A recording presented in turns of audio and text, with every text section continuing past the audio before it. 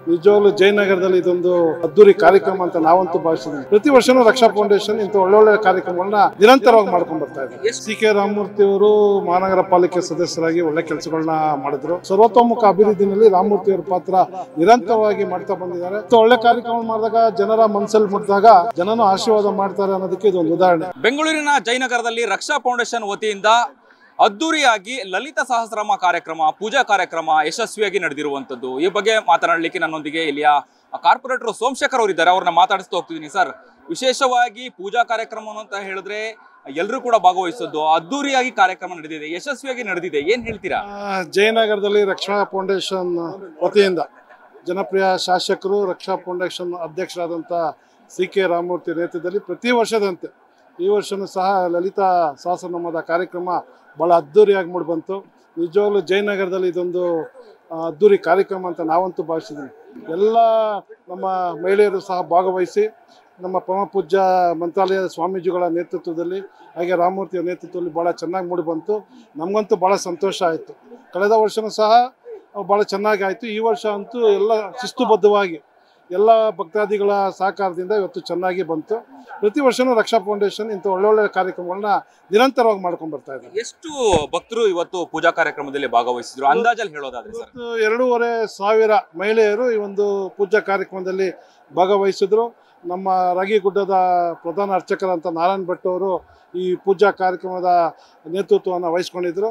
ನಮ್ಮ ನಾಗರತ್ನ ರಾಮಮೂರ್ತಿಯವರು ಮತ್ತು ಸಿ.ಕೆ. ರಾಮಮೂರ್ತಿಯವರು ದಂಪತಿಗಳು ಈ ಒಂದು ಅದ್ದೂರಿ ಕಾರ್ಯಕ್ರಮದಲ್ಲಿ ಅವ್ರು ಮಾಡಲೇಬೇಕು, ಮಹಿಳೆಯರಿಗೆ ಒಂದು ಒಳ್ಳೆ ಕಾರ್ಯಕ್ರಮವನ್ನು ನಾನು ಈ ಭಾಗದಲ್ಲಿ ಮಾಡಬೇಕಂತೇಳಿ ಇವತ್ತು ಈ ಕಾರ್ಯಕ್ರಮವನ್ನು ಮಾಡಿದ್ದಾರೆ.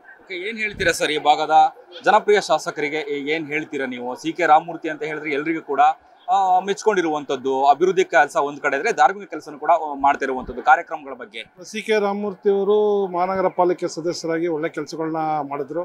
ನಮಗೆಲ್ಲರೂ ನಮ್ಮ ನಾಯಕರಂತ ವಿಜಯ್ ಕುಮಾರ್ ಮಾರ್ಗದರ್ಶನದಲ್ಲಿ ರಾಮಮೂರ್ತಿಯವರು ಅವತ್ತು ಕಾರ್ಪೊರೇಟರ್ ಆದರು. ನಂತರ ವಿಜಯ್ ಕುಮಾರ್ ಇದ್ದಾಗಲೂ ಸಹ ಈ ಒಂದು ರಕ್ಷಾ ಫೌಂಡೇಶನ್ ವತಿಯಿಂದ ಮಕ್ಕಳಿಗೆ ಬುಕ್ಸ್ ಕೊಡುವಂಥ ಕಾರ್ಯಕ್ರಮನ ನಿರಂತರವಾಗಿ ಅನಂತಕುಮಾರ್ ಇದ್ದರು, ಅವರೆಲ್ಲರ ಸಮ್ಮುಖದಲ್ಲಿ ಮಾಡ್ಕೊಂಡು ಬರ್ತಾನೆ ಇದ್ದರು. ಇಂಥ ಒಳ್ಳೆ ಕಾರ್ಯಕ್ರಮ ಮಾಡಿದಾಗ ಜನರ ಮನಸ್ಸಲ್ಲಿ ಮುಟ್ಟಿದಾಗ ಜನನೂ ಆಶೀರ್ವಾದ ಮಾಡ್ತಾರೆ ಅನ್ನೋದಕ್ಕೆ ಇದೊಂದು ಉದಾಹರಣೆ.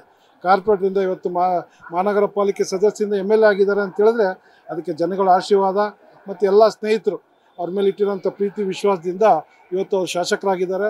ಶಾಸಕರದಲ್ಲೂ ಅಷ್ಟೇ ಒಳ್ಳೆ ಕೆಲಸಗಳನ್ನ ರಾಮಮೂರ್ತಿಯವರು ಈ ಭಾಗದಲ್ಲಿ ನಿರಂತರವಾಗಿ ಮಾಡ್ತಾ ಇದ್ದಾರೆ.